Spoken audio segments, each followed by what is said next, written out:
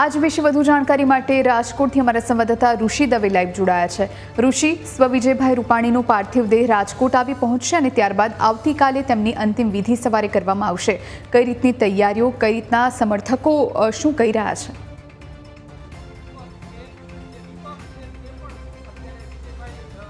હું અત્યારે પ્રગટેશ્વર મહાદેવ મંદિરના પટાંગણમાં છું। પ્રકાશ સોસાયટીમાં આ મંદિર આવેલું છે અને વિજયભાઈ રૂપાણીના ઘરની બાજુમાં આ મંદિર આવેલું છે।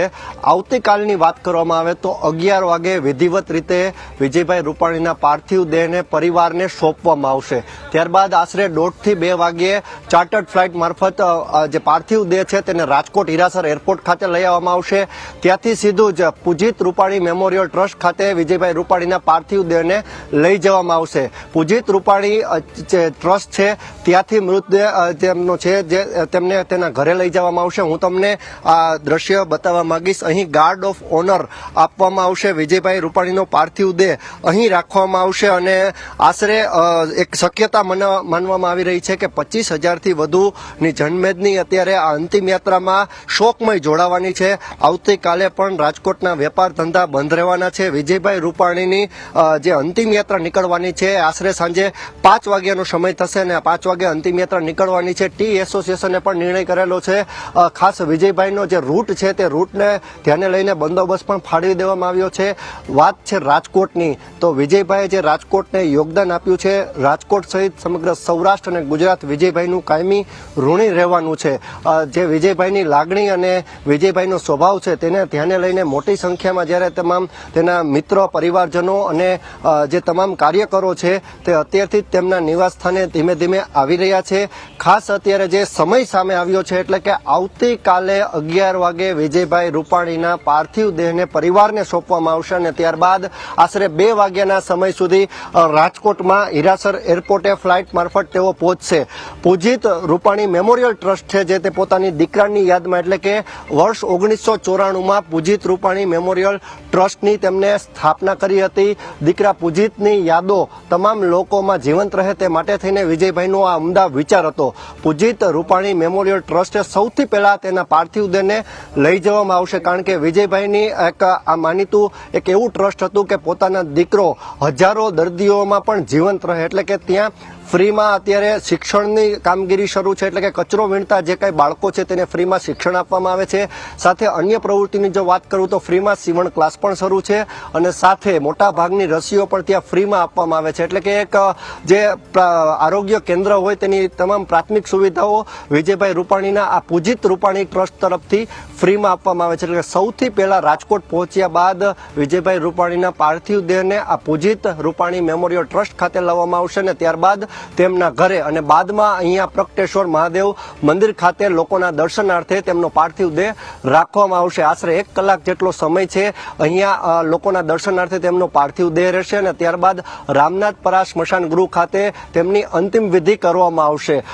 ખાસ જે શોક સભાની વાત કરવામાં આવે તો મંગળવારના રોજ રાજકોટના રેસકોર્સ ગ્રાઉન્ડ ખાતે તેમની શોક સભા રાખવામાં આવી છે અને ત્યારબાદ બુધવારે ગાંધીનગરમાં શોક સભા હોવાનું અત્યારે જે માહિતી સામે આવી છે। પરંતુ હાલ તો અત્યારે સૌથી વધુ જે વિજયભાઈ રૂપાણીની જે લાગણી છે તેને માન આપીને જે એક બાદ એક જે 108 જેટલી સંસ્થાઓ છે તેના સમર્થનમાં ગઈકાલે પણ આવી હતી એટલે કે શોકમય ગઈકાલે પણ બંધ પાડ્યો હતો। 650 થી વધુ ખાનગી શાળાઓ પણ ગઈકાલે રાજકોટમાં બંધ રહી હતી। તમામ વિદ્યાર્થીઓ હોય કે પછી શિક્ષકો હોય તમામે શોકમય બંધ પાડીને વિજયભાઈ રૂપાણીને શ્રદ્ધાંજલિ પણ આપી હતી। આવતીકાલે જ્યારે તેમની સ્મશાન યાત્રા નીકળવાની છે ત્યારે પણ વેપારીઓ શોકમય બંધ પાડવાના છે। જી જોઈ બિલકુલ ઋષિ, આપ જોડાયેલા રહેશો આપણી સાથે। સંવાદદાતા આશુતોષ પણ પોસ્ટમોર્ટમ રૂમથી લાઈવ જોડાયેલા છે। આશુતોષ, આપની પાસે આવીએ ત્યાં અત્યારે કઈ રીતની હિલચાલ છે, શું વધુ જાણકારી ત્યાંથી?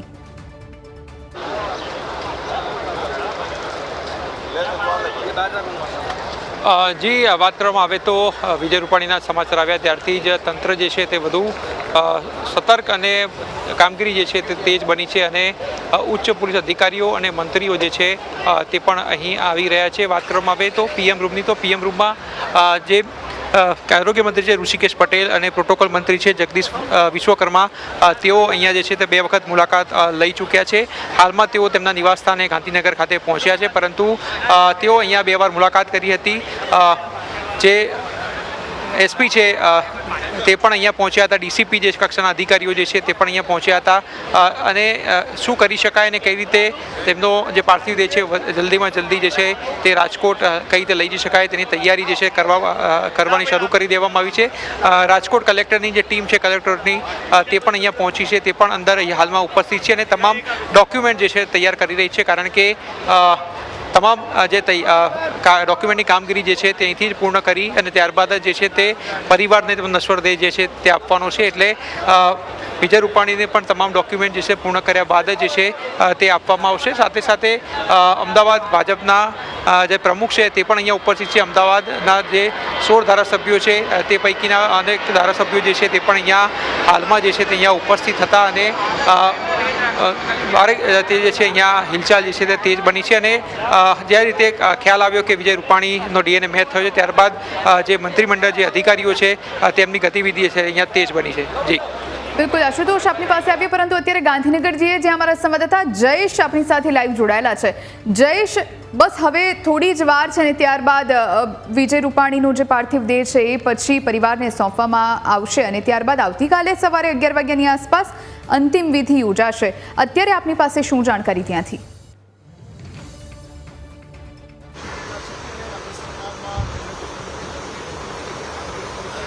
જે પ્રકારે ડીએનએ મેચ થવાના સમાચાર સામે આવે છે ત્યારબાદથી જ જે ગાંધીનગર ખાતેનું જે નિવાસ સ્થાન છે ત્યાં અધિકારીઓ નેતાઓ છે તેમની ચહેલ પહેલ વધી છે અને હવે અત્યારે થોડી વાર પહેલાં જે આરોગ્ય મંત્રી છે ઋષિકેશભાઈ પટેલ તે અને મંત્રી જગદીશ વિશ્વકર્મા છે તેઓ અત્યારે ગાંધીનગર ખાતેનું જે નિવાસ સ્થાન છે ત્યાં પરિવાર પાસે મુલાકાત માટે પહોંચ્યા છે અને સરકારની જે તૈયારીઓ છે તેને લઈને તેઓ વાતચીત કરવા માટે આવ્યા છે. સાથે પરિવાર શું ઈચ્છી રહ્યો છે, કઈ પ્રકારે તેઓ જે નશ્વર દેહ છે તેમને લઈને જવા માગી રહ્યા છે, તે સાથે રાજકોટમાં કઈ પ્રકારની વ્યવસ્થા પરિવારને જોઈએ છે તેના માટે થઈ અને અત્યારે લોકો છે પહોંચી રહ્યા છે, મંત્રીઓ છે તે પહોંચ્યા છે. થોડી વાર પહેલાં જ અહીં જીતુ વાઘાણીથી લઈ અને રાજ્યસભાના સાંસદ મયંક નાયક સુધીના નેતાઓ આવ્યા હતા. સવારે મુખ્યમંત્રી ભૂપેન્દ્ર પટેલ છે તેઓ ખુદ અહીં આવ્યા હતા અને જે ડીએનએ મેચ થયું તેની વિગતો પરિવારને આપી હતી ને ત્યારબાદ એ સાંત્વના પણ આપવામાં આવી હતી. સાથે એ આશ્વાસન પણ પરિવારને આપવામાં આવ્યું છે કે પરિવાર જે રીતે ઈચ્છે તે રીતે સરકાર તમામ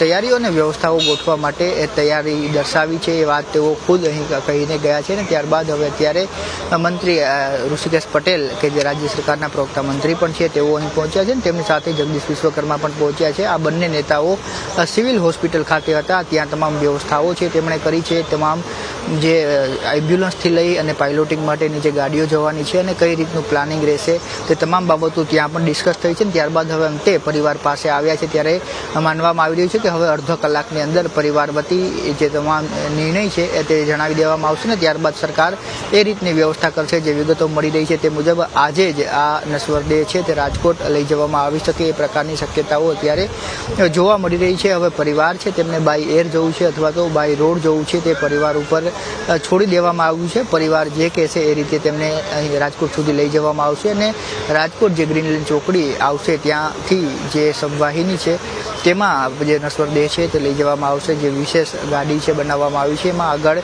સ્વર્ગસ્થ વિજય રૂપાણી છે તેમનો ફોટો લગાડવામાં આવશે ને ત્યારબાદ એ નશ્વર દેહ છે તે તેમનું જે નિવાસસ્થાન આવેલું છે ત્યાં લઈ જવામાં આવશે અને ત્યાં આજનો દિવસ રાખવામાં આવશે એ પ્રકારની વિગતો મળી રહી છે. ને આવતીકાલે સવારે 11 વાગે એ અંતિમ વિધિ બાદ અંતિમ યાત્રા છે તે નીકળશે ને તેમાં હજારો લોકો જોડાય એ પ્રકારની શક્યતાઓ છે. અત્યારે થોડી જ વારમાં અંદર છે તે એ વિગતો મીડિયા સમક્ષ પણ રાખવામાં આવશે.